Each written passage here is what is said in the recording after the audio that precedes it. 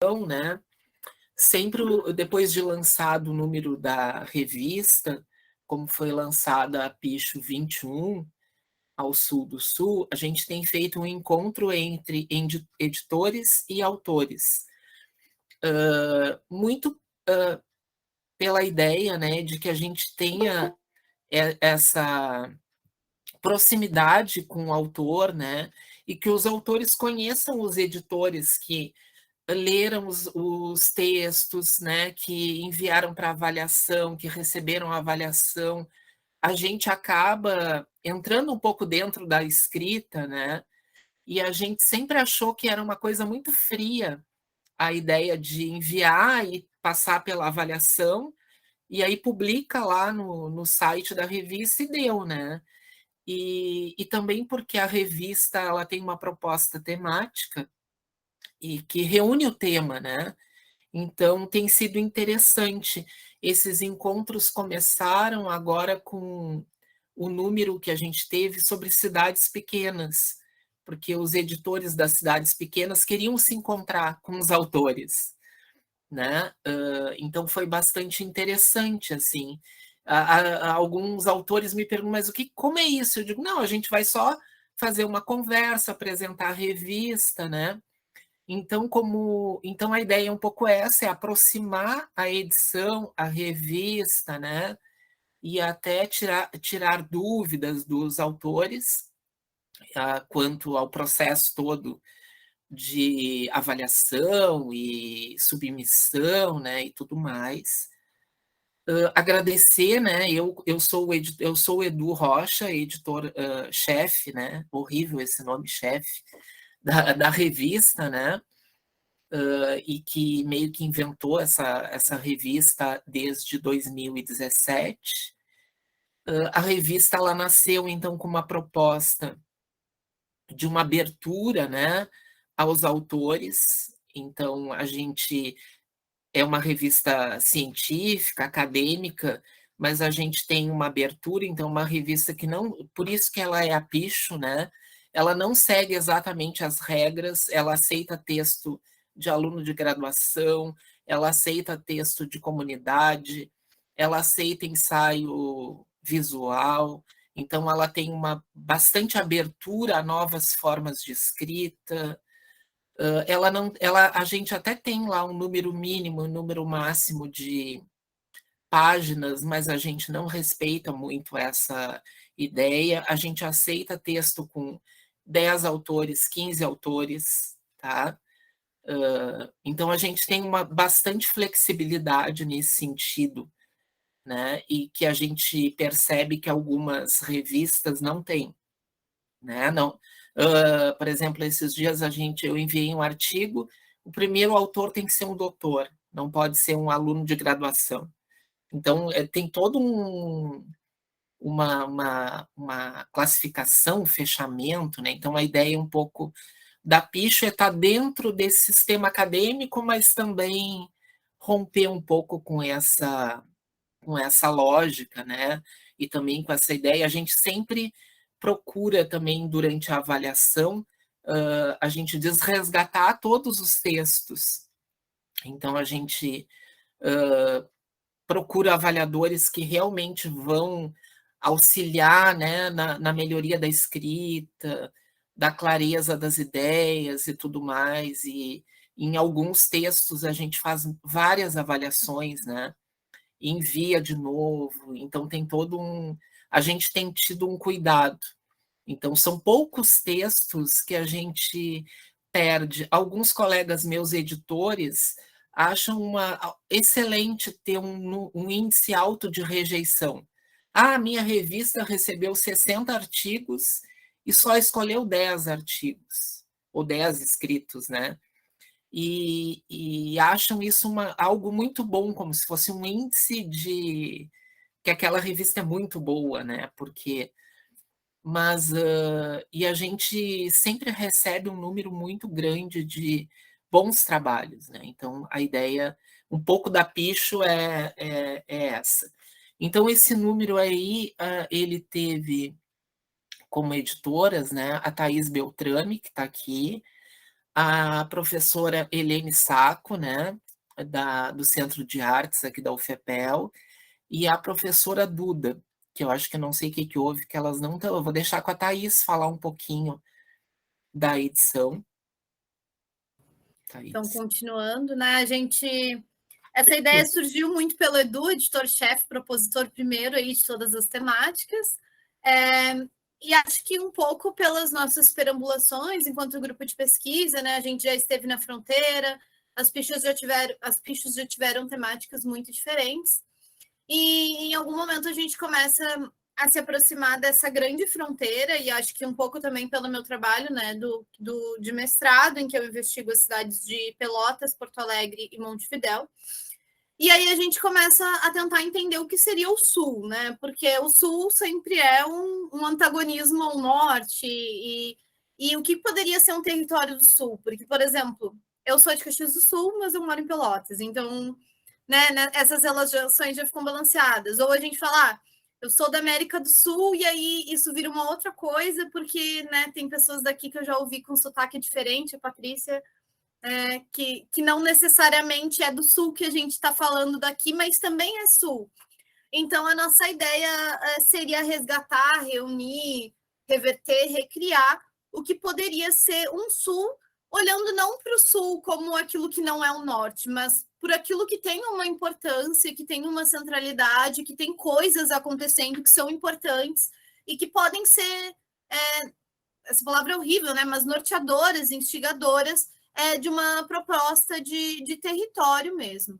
Então, a nossa ideia era recriar esse território do Sul. Não sei se conseguimos, mas acho que pelo menos instigamos algum pensamento sobre isso, visto o número de trabalhos que a gente recebeu, né? E a ideia era reunir sobre isso, né? E aí a gente conversava, e aí a gente já esperava algumas coisas, porque obviamente que não criamos hipóteses, mas esperamos que algumas coisas cheguem até nós. E aí a gente dizia, não, acho que vai vir alguma coisa sobre o frio, né? Deve vir alguma coisa sobre o Vitor Ramil também, né? Que é super forte aqui em Pelotas, que tem o livro Estética do Frio. Deve vir alguma coisa sobre paisagem, porque a paisagem daqui do sul, esse pampa, é muito importante. E aí a gente foi surpreendidos com todas as coisas que extrapolaram essas ideias que a gente tinha inicialmente, né? Então, foi uma revista super gostosa, assim, e aí, nesse cuidado de reler, de ler todos os artigos e de enviar para pessoas que tinham algum ponto em comum, que estavam interessadas em ler os artigos, acho que é uma coisa legal, assim, né? A gente não envia um trabalho artístico para alguém da engenharia, né? Isso não faria sentido, porque primeiro não seria uma zona de conforto para a pessoa ler, e depois porque ela ia achar que aquilo era uma barbaridade, provavelmente, né? Então a gente tem esse cuidado de levar textos que sejam de interesse dos corretores, dos avaliadores, e aí a gente começou a organizar isso. E aí eu via que existia uma coisa de um sul muito subjetivo, assim, a gente conversava um pouco sobre uma coisa de quem eu sou uma pessoa que habita o sul, né? Qual é esse corpo que habita o sul? O que esse corpo sente?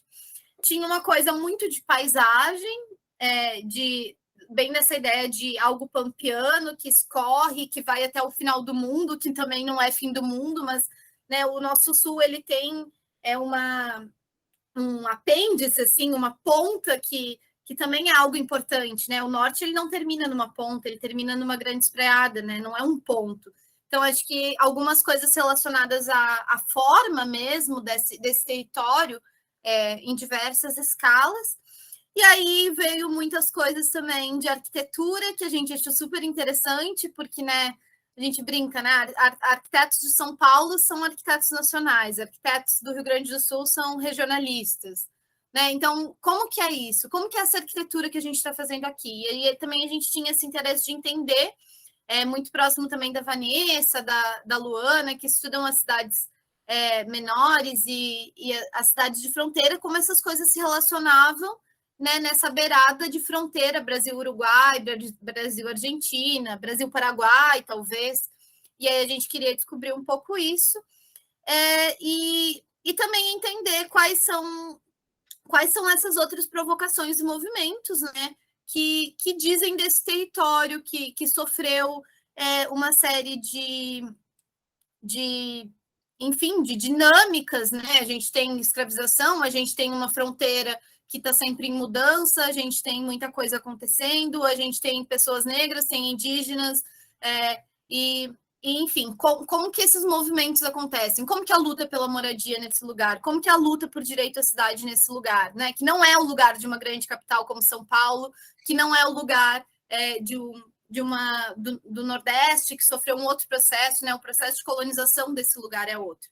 Então, a nossa ideia era meio que reunir tudo isso e, enfim, descobriu que poderia não ser talvez o Sul, em vez de ser talvez o Sul, porque estamos também abertos a aberturas, né, a não pontuações sobre as coisas e enfim, acho que foi muito legal, né? Não sei se saio com respostas, talvez depois de editorar essa edição saio com mais dúvidas, mas com um conteúdo muito bonito, né? A gente está muito feliz assim da beleza, da poesia dessa revista, do ritmo das escritas.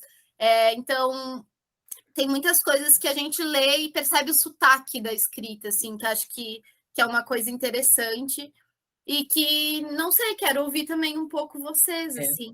O Thaís sabe que o Fuão, que é um dos autores convidados, que tem aquele primeiro texto, ele me disse que começou a ler e folhear as páginas e disse que coisa mais úmida esse texto, né? Que ele sentia só olhando as imagens que apareciam, que tinha uma coisa de umidade, né? Tinha uma coisa melancólica, né, no que ele estava vendo, ele não leu todo o texto. E acho que é importante, Thaís, contar que a gente teve uma artista convidada, que foi a Marina Camargo, né, uma artista de Porto Alegre, que aceitou e também deu uma entrevista para o Número. Tivemos um autor que foi o Fernando Fuão, com o texto dele, que já tem um tempo, que se chama Viagem ao Fim do Mundo, e como é que é o nome dela? Da literatura, a Marlise Buchewitz, né, que é uma professora de literatura e estudo sul. E aí, no último momento, a gente fez um convite para uma entrevista com o Vitor, né, que está no final da edição, e eu era super pessimista, eu disse, ele não vai querer nos dar entrevista, ele não vai ter interesse, e aí ele quis, porque quis dar entrevista, foi muito, muito legal, assim, com a gente, né, e pediu para olhar o material, e ficou, assim, muito encantado, e a gente falou, tu tem que dar entrevista, porque tu é citado a todo momento, é bem interessante esse movimento, né, e que ele aparece em alguns momentos nos textos. E aí ele também nos cedeu uma pequena entrevista, que foi de última hora, né? Foi no último momento. Então, o número ele é bem recheado, né? Ele tem uma série de artistas que participaram. Nós também optamos nesse número, né, Thaís, a dar um protagonismo aos artistas, né? Então, o número não começa com os artigos pela primeira vez, começa com os ensaios visuais, as imagens, os vídeos, fotografias e depois, então, uma série de artigos. E acho que é isso, né? A gente queria ouvir cada um que dissesse quem é, né, de onde é e o que escreveu ou o que enviou para a revista, de uma forma bem breve, né? Não sei quem quer começar. Luiz Antônio. Então, boa tarde a todas e todos. Em primeiro lugar, Eduardo, Thaís, né, para vocês, na posição que ocuparam, quero agradecer muito, parabenizar, dizer que foi, para mim, uma experiência totalmente diferente e muito importante ter participado dessa edição da Picho. Tenho algum contato, né, com o Eduardo por outros caminhos acadêmicos, a relação que ele tem também com a Universidade Católica, aqui, o grupo que estuda cidades, moradia, mas é fora da minha praia, né? Minha praia, para vocês entenderem, é a sociologia da punição, né? Então, e não fosse essa abertura, esse estilo diferenciado da Picho, é isso que eu quero registrar aqui, talvez o texto do qual eu participo nunca tivesse chegado a ser publicado. É um texto que foi apresentado na condição de um ensaio, não de um texto acadêmico, não de um texto científico, mas sim no limite acadêmico de um ensaio. Ele se chama Arquitetura Entranha no Pampa, Perspectivas Preconceituais, e me acompanha como, né, somos dois coautores, eu, mais da área da sociologia, do direito, da punição, e um arquiteto, então, que vimos discutindo há muito tempo, até pelas interações não só de amizade, de interesses culturais, mas até profissionais. Ele foi arquiteto na minha casa, depois que minha casa desabou no vendaval aqui no Laranjal, e nos permitiu trazer para um texto aquilo que a gente vinha pensando que era, de certa forma, um divagar, muito mais um desejo do que propriamente uma coisa que tivesse um certo respaldo. E consigo perceber agora, mais, claro, já tinha um certo contato, mas com a Picho também por essas questões da relação acadêmica, a Cristine e outros ali no PPG da Católica falam, mencionam, atuam aí em conjunto com a Picho. Sempre achei o nome interessante, mas nunca tinha parado para refletir o quanto vocês estão exercitando a valorização disso que é, né, no mundo acadêmico, trazer a pichação, ou a valia desse picho, que não precisa ser grafite, que não precisa ser pintura no sentido acadêmico, né, e o quanto vocês estão abertos e valorizando isso. Então, meus parabéns. Queria também assim registrar que para nós foi encantador perceber a produção que existe em relação ao tema e a esse olhar do Sul, né? E por isso também poder ler. Me encontrei ali, eu que gosto muito de viajar pelo interior do Uruguai, me encontrei nas ruas ou no ambiente ali de Minas de Corrales, com o artigo da região de Cunhapiru, andando também. Então, meus parabéns, né? Prossigam. Obviamente que pela minha área mais acadêmica, eu não vou poder contribuir com a Picho com tanta frequência, salvo se o Diego me instigar a continuar colaborando com as reflexões dele, mas com certeza vocês conquistaram, né, um leitor que vai ser assíduo nas próximas edições, né?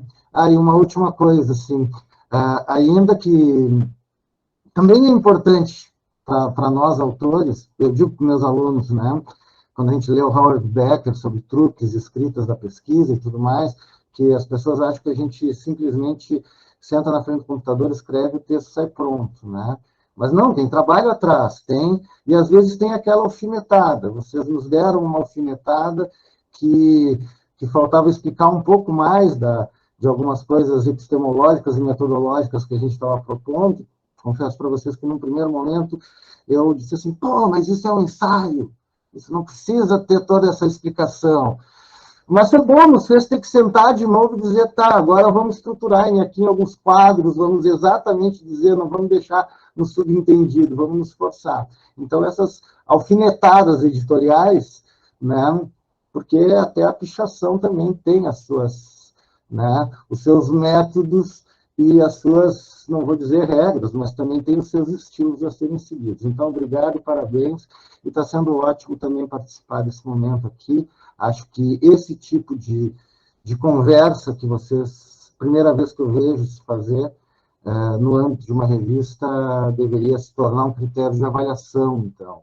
Quem faz essas conversas ganha A, qualizar, porque é aí que a gente põe realmente a coisa em diálogo, né, em interlocução, e vai criando outras redes. Parabéns, obrigado, e deixo a palavra aí para quem quiser falar.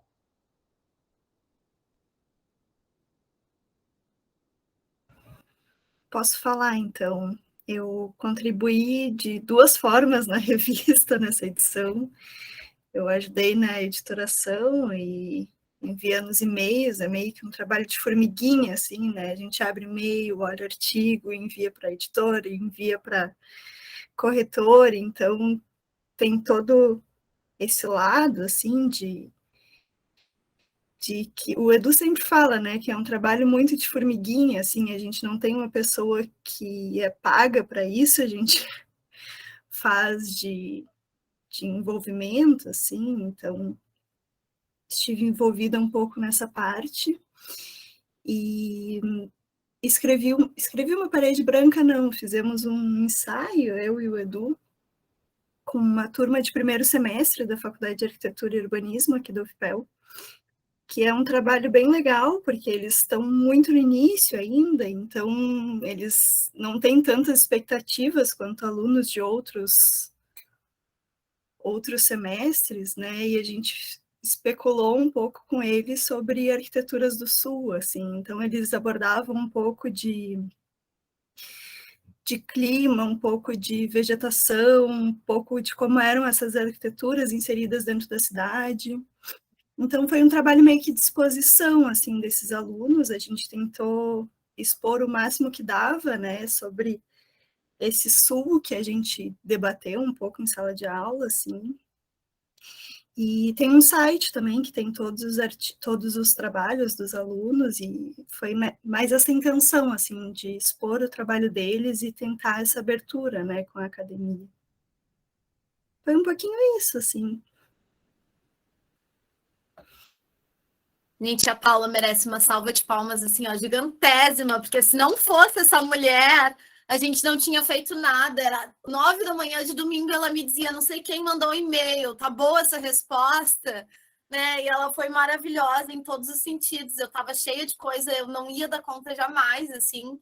E o Edu de praxe, né? Mas ele é editor-chefe, a Paula não tinha dever nenhum, e ela comprou a briga, assim, então muito, muito obrigada. Capaz, Thaís, eu que agradeço pela oportunidade. E aí, quem mais quer falar?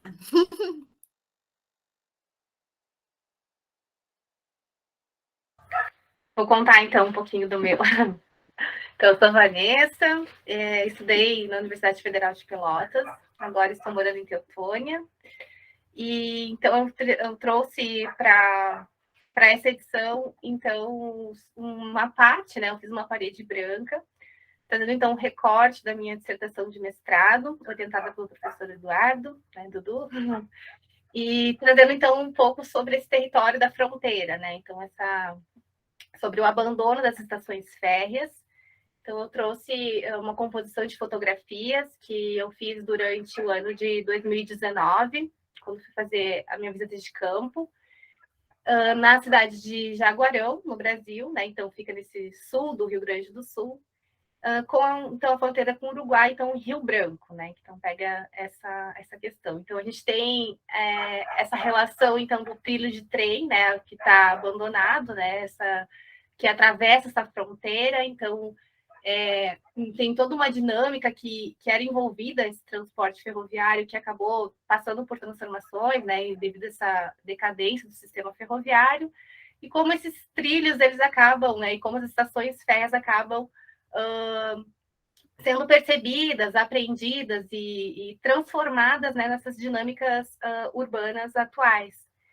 Então, quando vocês comentam sobre o Victor Ramil, né, então foi um dos pontos também que eu destaquei, então, dessa questão dessa paisagem, né, que ela é muito forte, principalmente em Rio Branco, né, que tem essa visão para o horizonte, né, então esse clima frio, úmido, né, como foi comentado. Então, eu quis explorar esse lado mais sensível e também dessa relação, então, dos trilhos com os moradores, como as pessoas utilizam aqueles espaços, né? Então, trazendo essa conexão entre essas duas estações férreas, né? Então, eu trouxe algumas fotografias, trouxe também algumas reflexões assim, mais breves, né? Sobre a questão do abandono, sobre um abandono visível e invisível também, né? Muitas vezes que é um abandono que é sentido no local, né? Então, é mais ou menos por esse caminho que eu trouxe este trabalho para a revista. E dizer parabéns para vocês, a revista está lindíssima, né? Então, foi ótimo, assim, acompanhar, adorei ficar folhando e olhando todos os trabalhos, achei muito interessantes. Então, parabéns para todos vocês aí que estiveram à frente.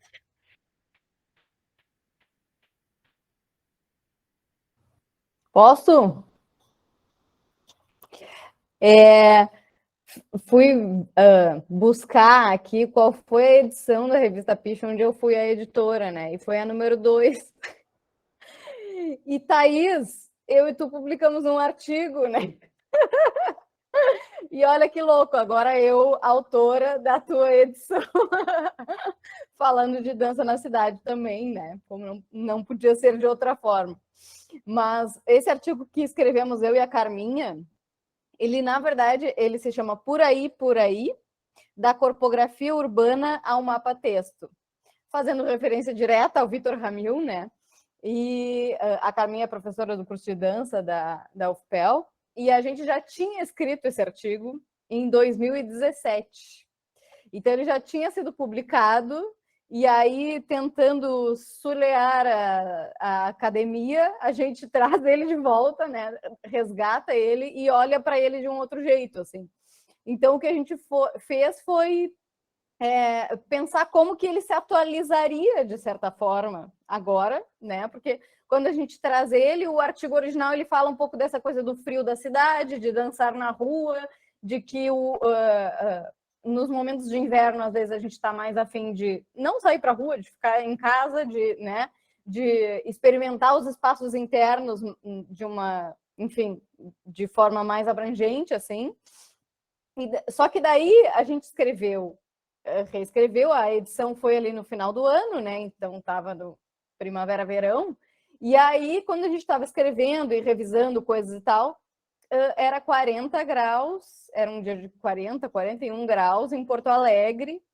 E aí eu olhei para o artigo e disse, Carminha, não tem como a gente falar de inverno simplesmente como se nada tivesse acontecendo, né? Porque era uma outra questão totalmente diferente. Então, a gente tentou trazer um pouco dessas considerações, assim, também sobre como olhar para um artigo que já tinha sido escrito antes, com esse corpo que é de agora, né, com esse espaço que é de agora. E, claro, que a gente se utiliza da cartografia, então a cartografia, que já era um método da pesquisa, né, possibilitou um pouco pensar por esse aspecto, assim. Mas eu acho que ali, naquele momento, eu entendi a cartografia, eu entendi o que é fazer cartografia, né? Que é tentar pensar mesmo a partir disso que a gente está sentindo, e não só cumprir uma tarefa, né? Porque a gente poderia simplesmente trazer o artigo de novo, dar uma revisada, melhorar uma frase ou outra e colocar ali. Não, mas a gente achou que era interessante colocar uma introdução, uma conclusão, colocamos partes maiores assim da música do Vitor Ramil, que a gente usava em alguns momentos no artigo original e a gente trouxe, né, com mais força, assim. Então, acho que foi mais ou menos por aí, assim, o nosso artigo, essa viagem meio louca, mas que a edição permitiu, né, a gente fazer um pouco acho que essa viagem por um outro lado, né, por um lado, sei lá, de baixo para cima, talvez. Acho que é isso. Parabéns, Thaís!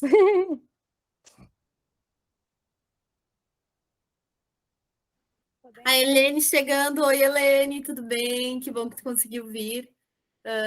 A gente conversou um pouco sobre as ideias assim, da revista, contei um pouco do geral, e agora está cada um falando um pouquinho sobre o seu trabalho. Então, não sei se você quer falar alguma coisa, se o pessoal quer seguir a meada. Eu ia falar do grupo, daqui a pouco eu vou ter que me ausentar um pouquinho. Tá muito baixinho, eu não sei quem está falando. Alessandra, vocês conseguem agora melhorou. Se conseguir deixar o microfone mais perto. Obrigada. Tá melhor? Ah, legal. Então, falar do nosso trabalho, e é um carinho poder dizer que é nosso, né? Porque realmente nesse trabalho tem nós, né? E foi um trabalho muito interessante, Patrícia está aqui, Gabriel está aqui, que foi um encontro especial que a gente teve em uma disciplina, e várias pessoas, né? Meu sotaque carioca, né? Mas nós tínhamos, né, do Rio Grande do Sul, nós tínhamos da Bahia, nós tínhamos um peruano, e todos ali reunidos num programa de pós-graduação fazendo uma disciplina, né, chamada Colonialidade do Pensamento Urbano, né?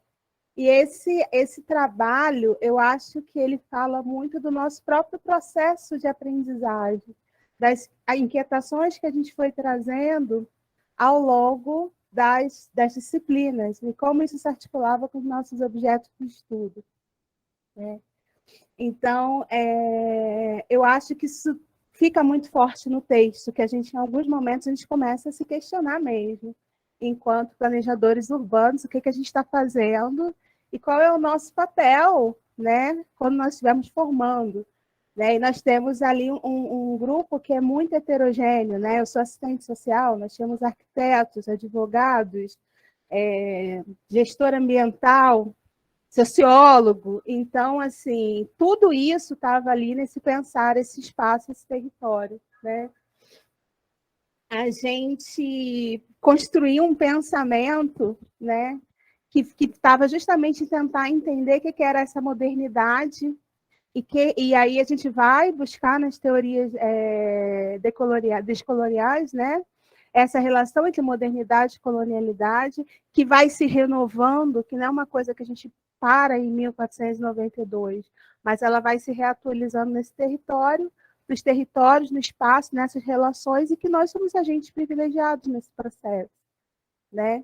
E na relação com comunidades e povos tradicionais, que a gente pode pensar ali que a gente tem um encontro de dois mundos, porque são formas de pensar, né, a relação do homem com a natureza, a própria função do território e como se apropriam deles de formas diferentes, e que daí surge o conflito, né? E esses conflitos que vão dando forma aos territórios. A gente faz uma análise de 4 conflitos, né? A gente vai falar um pouquinho da retomada do Igerê, aí no Rio Grande do Sul, depois a gente vai lá para São Paulo, falar do Pico do Jaraguá, depois a gente vem para o Rio, falar um pouquinho da Aldeia dos Irredutíveis, e a gente vai falar do Beiradão do Xingu, no Pará também, né? Então, assim, em todo esse processo, a gente começa a perceber essa colonialidade e esses simbólicos que o espaço acaba capturando e criando aí também uma paisagem diferente, mas também como se dão essas práticas insurgentes, essas relações de resistência que vão sendo traçadas no território, que vão tensionando o nosso próprio trabalho também, né? Não sei se Gabriel e Patrícia querem contribuir, acho que eu gosto, eu já falei demais. Então, seria legal tocar com vocês também um pouquinho. Eu queria só complementar uma questão da fala de Ale. Primeiro, oi de novo, boa tarde. Nesse processo, né, que foi da gente fazer esse trabalho da disciplina, a gente inicialmente ia fazer uma apresentação. Era uma apresentação mesmo, assim, nós decidimos, então, que, bom, de repente a gente vai narrando um pouco das experiências. Existia, sim, uma experiência de pesquisa e também de ativismo, né, dos autores, autoras, assim, do trabalho, da gente enquanto grupo, com as comunidades tradicionais, né, então, a gente, bom, vamos então fazer, vamos trabalhar essa narrativa, né, mais na oralidade mesmo. E foi muito interessante nesse processo de pensar esse trabalho, que lá pela Santa a gente falava assim, vamos falar da fazenda do Arado Velho em Porto Alegre, a APA Maricá no Rio de Janeiro, a Belo Monte lá no Pará, né? E lá pelas tantas, a gente conversando, não, se a gente for falar mesmo assim, como que a gente pode denominar, se a gente vai nomear, né, digamos assim, né, o caso, eu me lembro de uma colega que falou assim, eles se autodenominam, né? Eles se referem como o Beiradão do Xingu. E olha como as coisas são, né? E assim, que eu digo, como essa questão da colonialidade, ela fica mesmo assim, arraigada no pensamento da gente. Porque esse ato de nomear, né? Ele é muito simbólico, né? Existe um poder, né? Quando a gente nomeia alguma coisa, e a gente estava lá, a APA Maricá, a Fazenda do Arado Velho. Ela pela Santa, não, peraí. Né? Eles se autodenominam o Beiradão do Xingu. É a retomada Igerê, né? A gente está falando lá da Aldeia dos Irredutíveis. claro, tá na APA Maricá, né? Mas aquela questão, assim, e isso mudou completamente, eu acho, sabe? A maneira como a gente começou a olhar, a conversar, né? Enfim, mudou completamente a maneira como a gente começou a construir, né? A olhar novamente para esse trabalho. E quando a gente começa a mapear também, aí acho que sim, aí essas territorialidades, elas vão se enfatizando e a gente vai percebendo, né? O que é esse sul, já que é para a gente se orientar, né? Pelo sul, assim, então, como que a gente vai construindo esse sul, ou, na verdade, legitimando isso muito a partir mesmo, né, desse nome, né, de como que a gente nomeia isso, né, na verdade, pela maneira como esses povos, na verdade, que nome que esses povos dão, né, e como que isso constrói, né, essas territorialidades, e como que reconstrói, digamos assim, né, essa nossa ideia também de sul. Eu acho que era um pouco disso, assim, que foi uma coisa que para a gente foi uma girada, assim, de chave, né, no trabalho. Era isso, pessoal. E agradecer também, porque, sim, a revista está bem densa, bastante trabalho, assim, não consegui ler todos os trabalhos ainda, mas agradecer, assim, por estar participando, né? E é a segunda vez, assim, que eu estou participando do Encontro da Picho, e é sempre bom, assim, encontrar vocês, e agradecer aqui publicamente a Ale e Gabriel pela parceria, né? O restante do grupo não pôde estar presente, mas todo mundo ficou muito feliz, assim, da gente poder ter estendido essa interação da gente, né, para além da disciplina, estar em outros espaços e, enfim. Obrigada. Vou rapidamente só agradecer. Então, de novo, agradecer ao pessoal da Picho. Acho que o Luiz Antônio estava colocando, né? Tem que se equalizar só por esse processo, né? Que nos oferece aqui desses encontros. Acho que dentro desse processo de sempre se sentir acolhido na Picho, né? Nessa forma, então, nessas redes que se criam, né? De afetividade também e de escrita. Acho que foi esse processo que se deu. Eu acho que agradecer a Ali e a Paty, porque a mais do que a disciplina, para mim, teve um processo de acolhimento e da dupla crítica para fazer sentido várias coisas que a gente estava estudando a partir dessa pegada decolonial.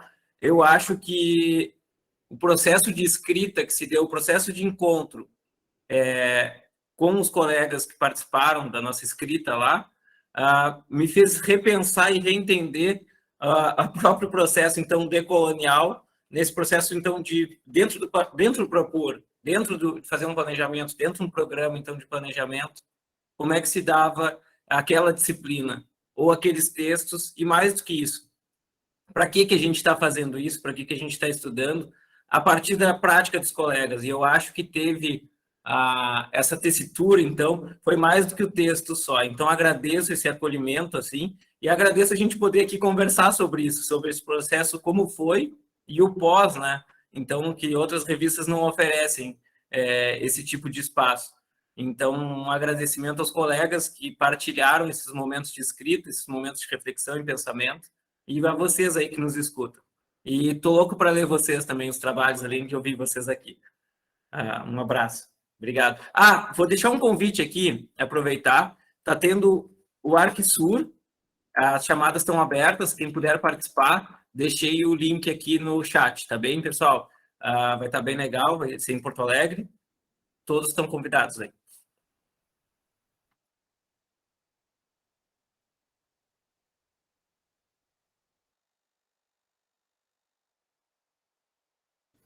Então, a gente agradece também o texto de vocês, acho que é um texto super interessante, né? Recomendo todo mundo que ainda não leu ir lá dar uma olhada.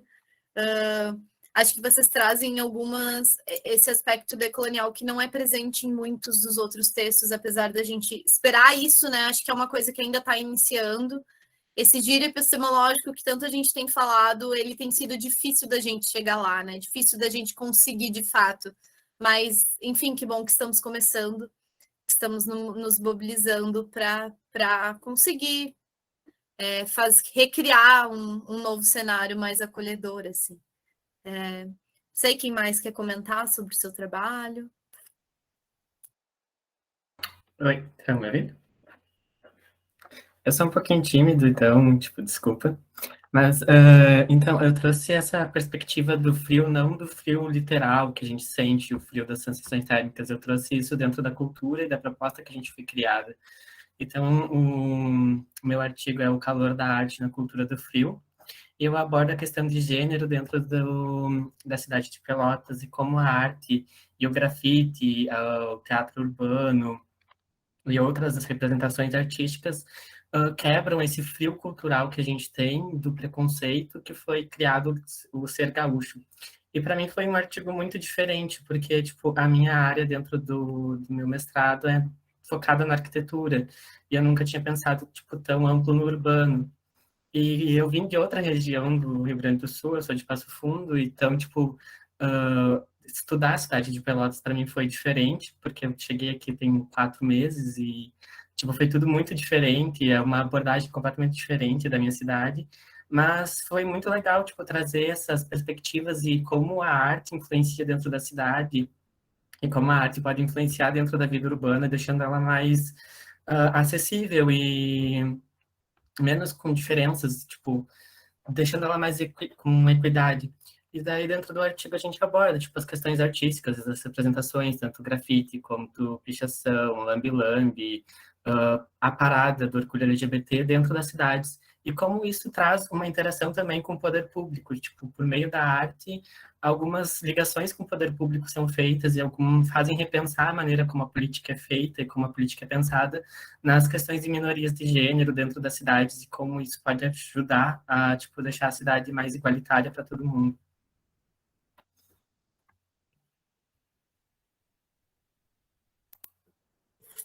É um artigo muito bonito também, cheio de Obrigado. imagem, que é super legal, Sim. né? Super interessante, sim. E aí, pessoal, quem pega o gancho? Vou pegar o gancho. Então, primeiro dizer que foi uma captura, né, essa chamada da Thaís, da Helene, da Duda, né, nos convidando a pensar sobre outras centralidades, a ressituar o norte, assim.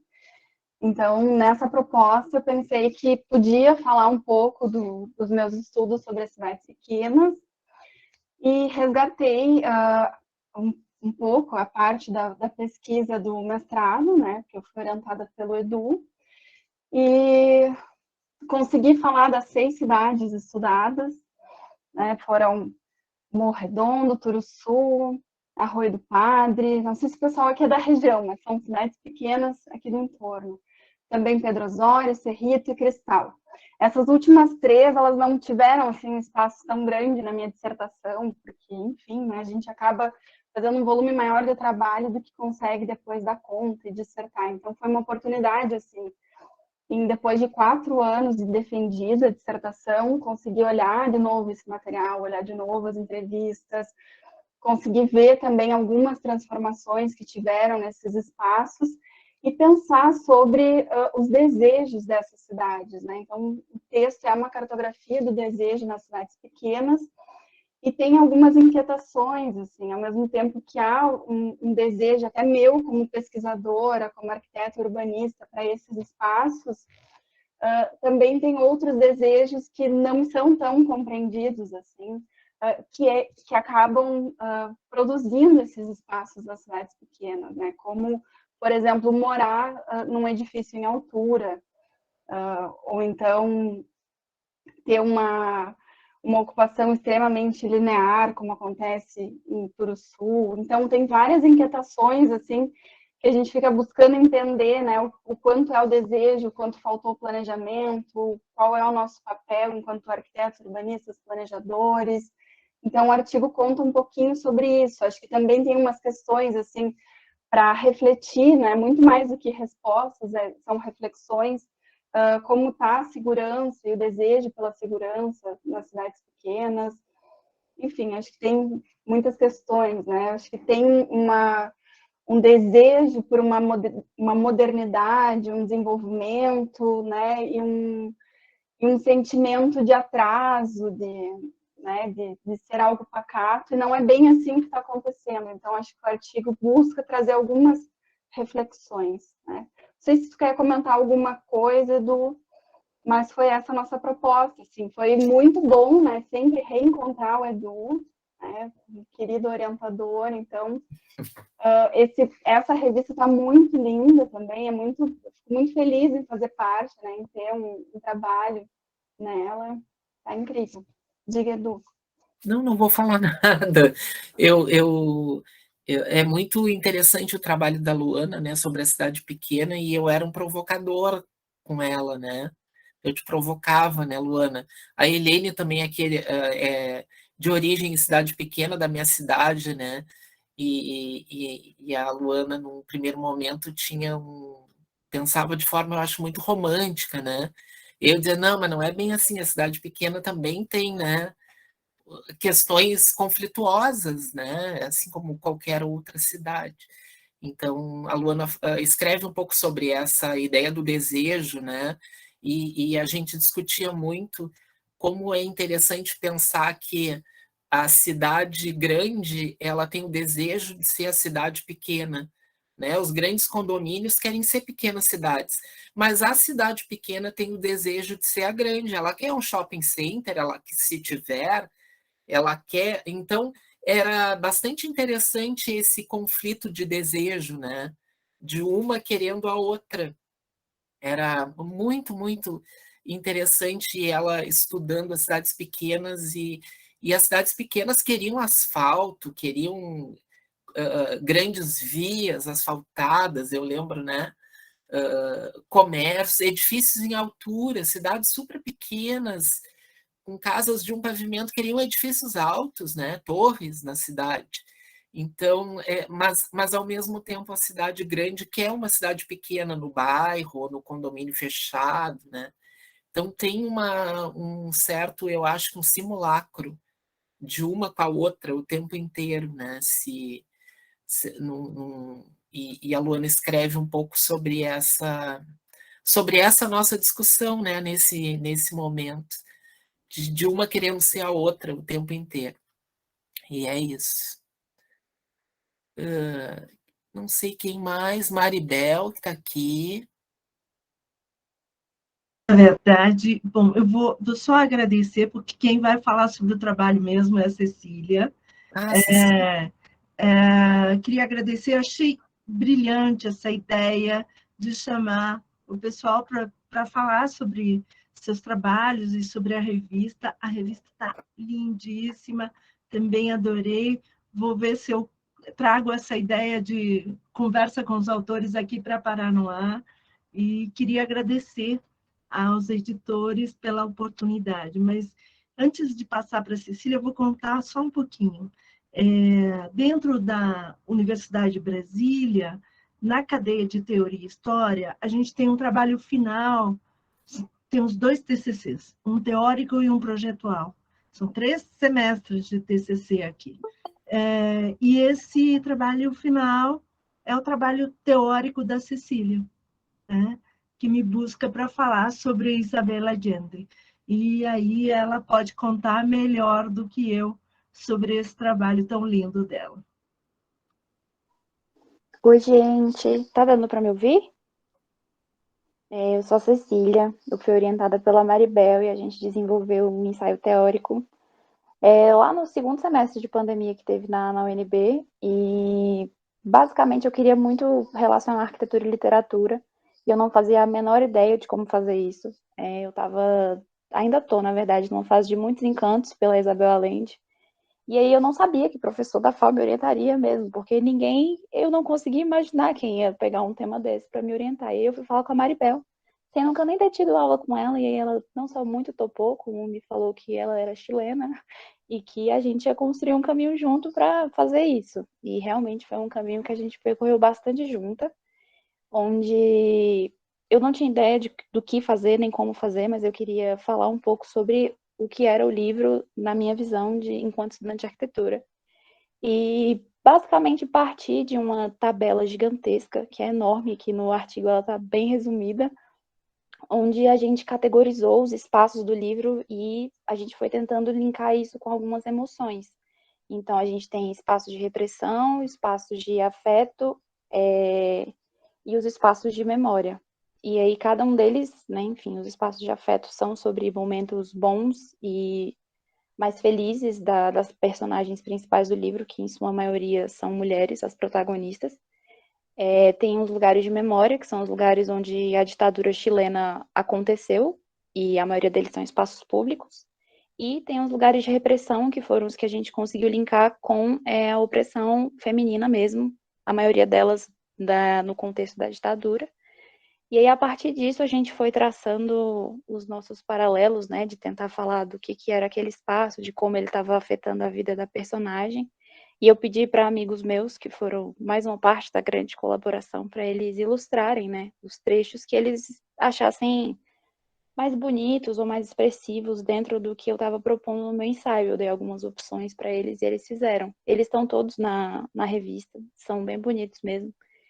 E eu acho que, de modo geral, é isso. A gente ficou muito feliz quando a Maribel, que viu primeiro o edital da revista, né, de chamada, porque era um lugar onde a gente conseguiria mandar nosso trabalho, submeter isso, porque não era nada tradicional do que a gente estava acostumado a ver.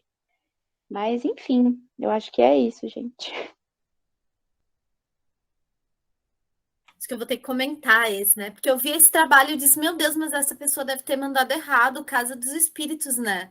E aí eu disse, nada a ver. Aí eu fui ler o resumo e disse, parece que tem alguma coisa interessante, assim. E aí, quando foi para avaliação e voltou, eu disse, acho que eu vou ter que dar uma lida nesse texto, que tem algo aqui que está me provocando, assim, né? Então, acho que super legal, é muito bem-vindo e é muito importante fazer esse gancho, né? Vi que a Marlise aí entrou também. Talvez ela possa falar um pouquinho sobre essas muitas coisas que a literatura nos provoca, né? E acho que tu traz essa importância da literatura para pensar arquitetura também, né? Esse diálogo que é mais do que necessário, assim. Então, fiquei super encantada por esse trabalho também. Gente, não vou falar mal de nenhum trabalho, eu gostei de todos. Eu só queria complementar uma questão da Cecília, que a Cecília veio com uma proposta de falar sobre política. Eu disse, tudo bem, eu aceito, mas não esqueça que o livro foi escrito por uma mulher e as personagens mais importantes são mulheres, e eu estudo mulheres. Então, você vai falar de política e mulheres. Então, a gente foi nessa toada montando esse texto, sempre pensando nas duas questões, que me são também muito caras, porque eu saí do Chile em 76. Então, tem também uma questão de memórias aí muito importante.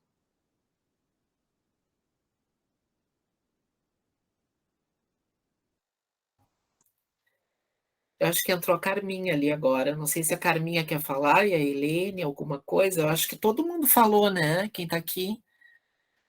Não sei se alguém. Oi, eu entrei super atrasada.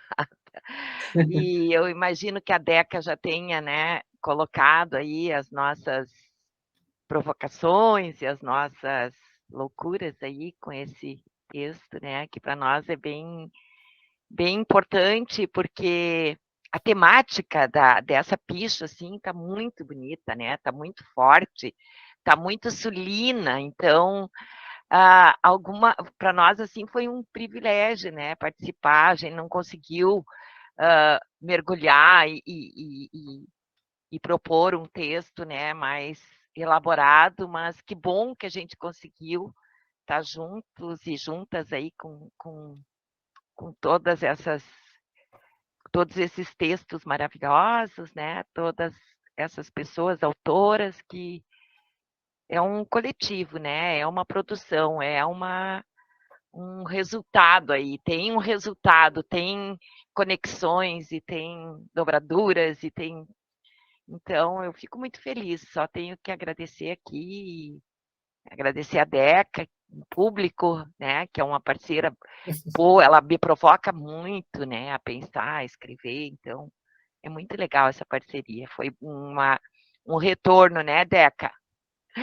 Um retorninho aí. O Edu também tem, acho que, essa percepção da Deca e a Thaís, né?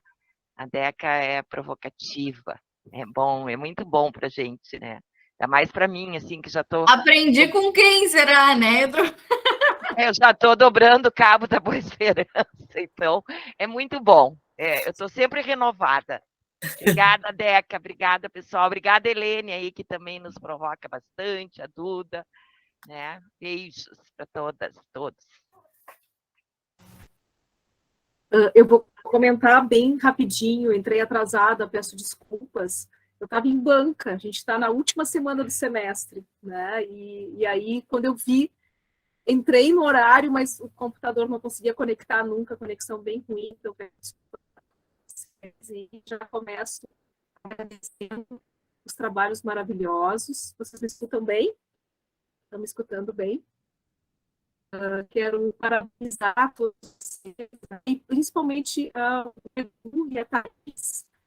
É bacana a gente poder conhecer, né? Ouvir um pouco da experiência da escrita. Achei uma super ideia, né? Essa apresentação da revista ser, né, ao vivo, pelo menos, não tem como estar no mesmo lugar, né? Mas pelo menos a gente se enxerga e se escuta, ouve a voz do autor. Então, muito obrigada por essa iniciativa, por esse acolhimento todo, e também, Edu, quero te agradecer muito pela generosidade de sempre acolher os desejos, né?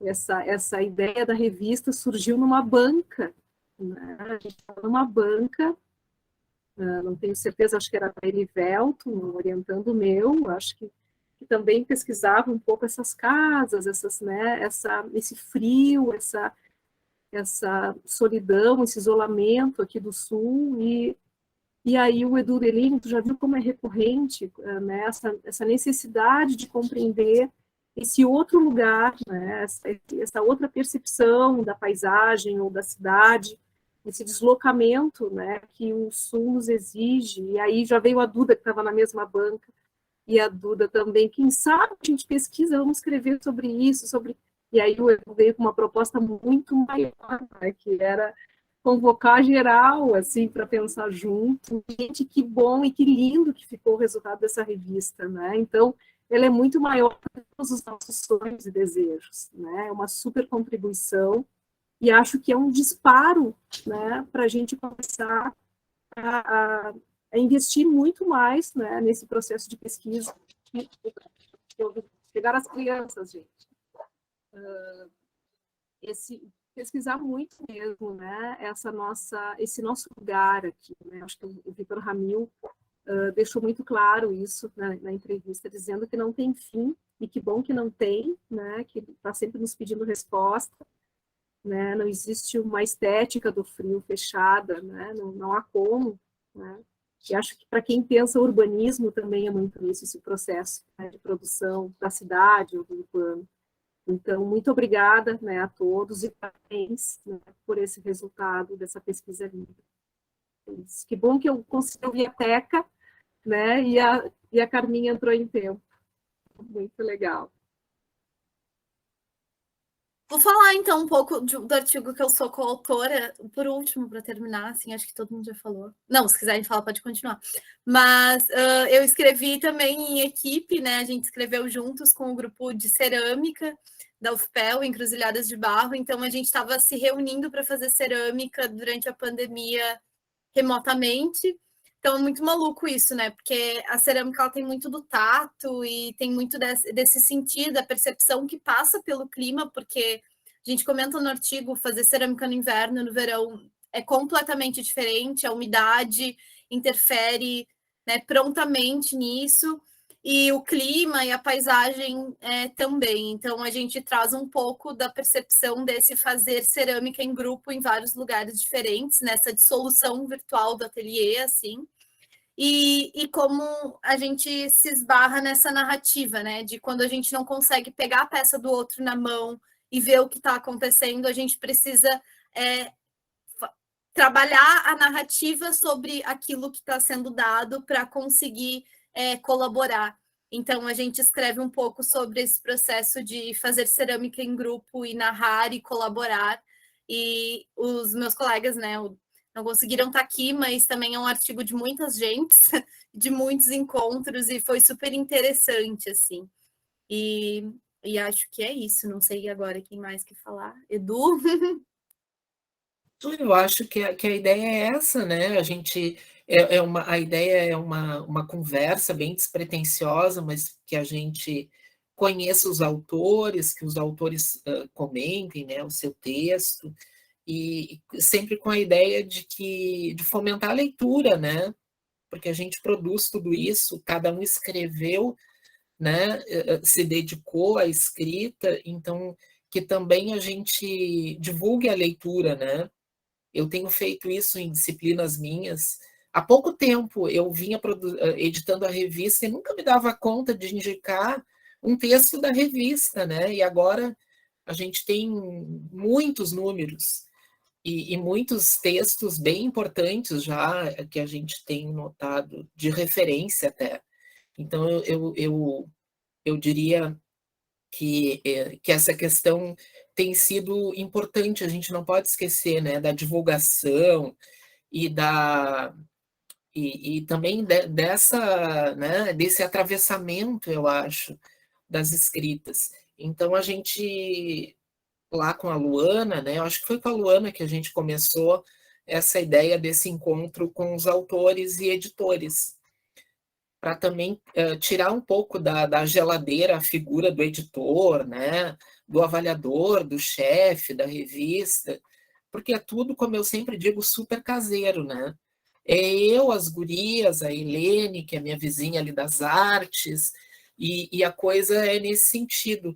Às vezes a gente recebe e-mail da revista, assim, eu mando um e-mail para o revisor da revista, tipo, é eu, revisor, é a Luana, né? E assim vai uns e-mails, parece que a gente é uma empresa de uma editora, né?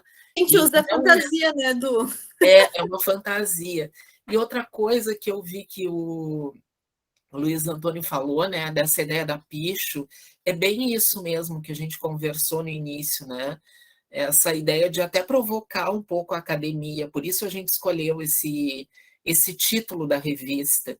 E esse título provoca muito até hoje. Eu sempre conto isso quando eu falo da revista, né? Quando a gente registrou a revista, o Gmail não aceitou o e-mail Picho, tinha que ser revista Picho. Igual Instagram, Facebook, tudo tivemos que mandar carta e tal. Quando a gente registrou aqui na UFPEL, eu recebi um telefonema. Se era Pixo, eu digo, não, é Picho mesmo. Ah, é Pixo, a revista Pixo. Sempre existe uma questão de linguagem aí, né? E eu acho muito interessante uma desacomodação, né, com aquele nome, um pouco que o Picho faz, né? Desacomoda as coisas para o bem e para o mal, né? Assim, para tudo. Então, a revista tem essa característica, assim, de se acomodar na academia, mas também a gente não tem número de páginas. Às vezes eu recebo e-mail, pode extrapolar o número de imagens? Pode, né? Porque se o artigo precisa de tantas imagens, é tantas imagens. E também a gente não conta número de palavras, né? Porque tem toda uma... Eu acho muito ruim quando a gente tem uma escrita e aí dizem, não, tem que ficar em tantos caracteres. E aí a gente fica apagando o texto, né? E aí, para mim, é um caos, fica sem sentido. Então, a gente tem tentado romper com essas regras, né? A gente aceita, às vezes, textos com fontes diferentes, né? O autor pede. Então, vamos lá, vamos colocar. Aceitamos aluno de graduação como primeiro autor, grupos de 10 pessoas como autores, porque a gente tem grupos de pesquisa, né, que são grandes e escrevem realmente em grupos. Então, a gente tem bastante abertura e a gente está pensando que a gente não vai se dobrar, viram? A gente vai manter essa característica, assim, né, de aceitar as regras acadêmicas, mas também não aceitar tudo, né? Tipo, aluno de graduação, uma pessoa de uma comunidade pode publicar um texto na nossa revista. Não existe isso. A gente recebeu uma pessoa que mandou dizer, eu não sou estudante, eu não sou né, acadêmico, eu não sou da UFPEL, eu sou uma pessoa da comunidade, eu posso escrever? Pode. Né? E é interessante que essa pessoa não tem nem como se registrar no sistema, porque pede tanta informação, né, acadêmica, do Lattes, a pessoa não tem Lattes, né? Então, alguém que não tem Lattes pode enviar, a gente dá um jeito, manda por e-mail, né? A gente faz um gato, assim. Então, tem ido um pouco por esse viés. Nós encerramos uma chamada ontem, né, Paula, que nós tivemos 80 trabalhos submetidos. Acho que é o resultado dessa chamada do Sul, né? 80 trabalhos, então a gente ficou meio apavorado agora, assim, com o volume. Provavelmente virem 2 volumes, né, que é Cidadania e Território, uma chamada do professor Christian e da mestre Thaís Libardoni. É Thaís Libardoni, né? Me ajudem, gurias. E abriu hoje uma chamada que é minha e da Vanessa, né? Vanessa, tu quer compartilhar aí e falar um pouquinho, Vanessa, para o pessoal, que a gente tem uma chamada que está indo para o ar agora. Fala para nós, Vanessa.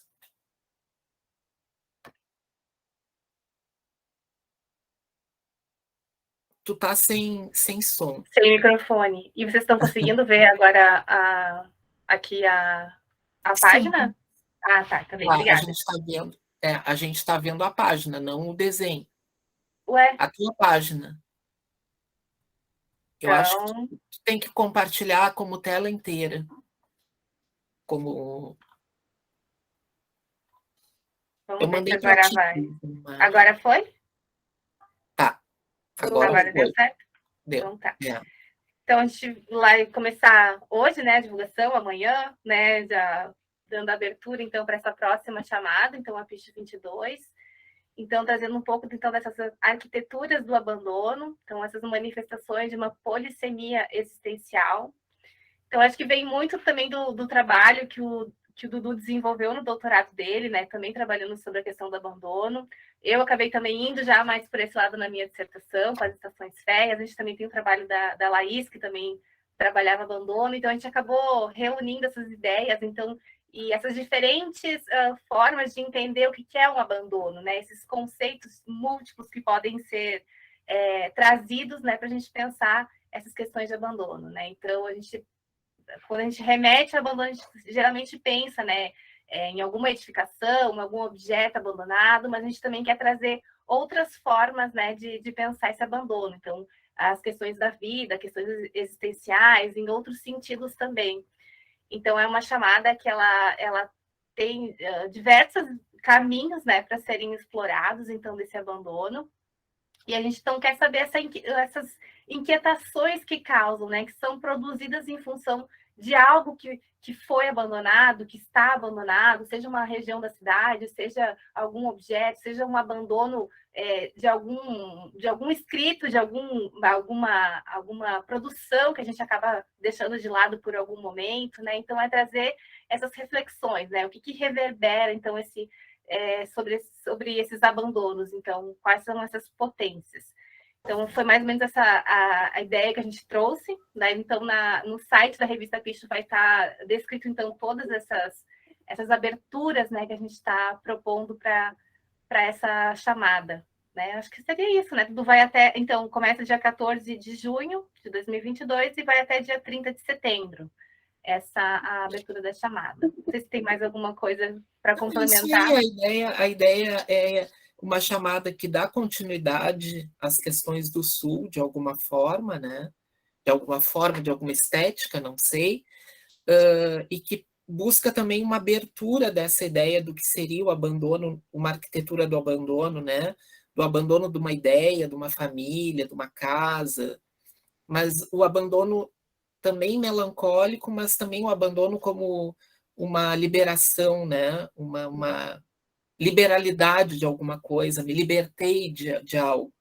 Então, é bastante ampliado. A gente escreveu um texto bem longo, eu e a Vanessa, que chega a ser um texto que vai dando voltas, né? Dizendo várias coisas, e aí eu dizia, Vanessa, pode ser qualquer coisa, né? Então, é uma chamada que parece que é fechada, mas é uma chamada bem aberta, né? Aberta a novas metodologias, novas ideias, né? Então, e acho que ela tem uma conexão com esse número do Sul bastante forte, assim, pelo que a gente percebeu. Então, ela está aberta, provavelmente ela vai ser ampliada quase até o final do ano, porque ali ela está 22 e ela já vai ser agora 23, Vanessa. Ah, sim, Então, porque essa de agora vai virar 2, né? Essa de agora, ela vai virar 2, não tem como, né? Porque tem muita coisa chegou e a gente está tendo um trabalhão assim para organizar tudo e tal. Sim. Então a gente está com a chamada aberta, essa chamada. E é isso, né? Eu acho que a nossa conversa era um pouco nesse sentido, e um agradecimento por terem enviado os textos, né? E a revista ela está tendo uma diversidade assim de regiões, de autores, de universidades, e assim contar que é muito trabalho, né? Eu acho que as gurias falaram, é muito trabalho mesmo. A Helene acompanhou agora, e eu adotei um adjetivo que ela me deu, que é obsessivo. Eu sou obsessivo, então, para um obsessivo, editar uma revista é uma loucura, porque eu durmo pensando que no outro dia eu tenho que abrir o arquivo, né? É uma coisa, eu sonho com os erros, com as coisas erradas, eu tenho que obsessivamente corrigir. Mas a gente aprende muito, e o meu grupo de pesquisa, ele aprende muito, porque a gente lê muita coisa, lê avaliação. Aí as gurias me dizem, olha só como é que está avaliado esse aqui. Aí a gente lê também, aí a gente devolve para o avaliador. Então, e além de tudo, a gente se comunica com muita gente, né? Muita gente. Em função da revista, mesmo trocando e-mail, né? Ou aqui agora. Então, isso tem ampliado muito a nossa... É muito rico. Assim, quando a gente criou a revista, alguns colegas disseram, isso é uma loucura que tu está inventando, né? Mas, assim, a gente cresce muito com a revista. É muito trabalho mesmo, é uma loucura, né? Muitos colegas aqui da UFPEL me procuram para saber como é e tal, né? E realmente, assim, a gente tem que estar... Se a gente quer manter uma revista que tem essa regularidade, que além de tudo a Picho lança 4 números por ano, né? Então, nesse sentido é que é mais difícil, né? Algumas falam, não, lança 1 por ano, né? Mas a gente não quer 1 por ano, a gente quer muitos por ano. Então vai por essa ansiedade, assim, né? Mas é isso, então, a gente agradece, né, quem está aqui, quem ficou até agora, e a ideia dessa conversa é essa troca mesmo, né? E essa conhecer, assim, é legal porque quase todo mundo aqui a gente já conhece, né, um pouco, e é isso, a gente meio que abre, assim, para essa fala e para manter um certo contato. Tá bem? Não sei se alguém quer falar, Thaís, no final. Quero mais uma vez agradecer, então, todo mundo, né? Só é possível por causa de todas essas mãos e mentes pensantes e atuantes. E é muito obrigada. Avante ao sul.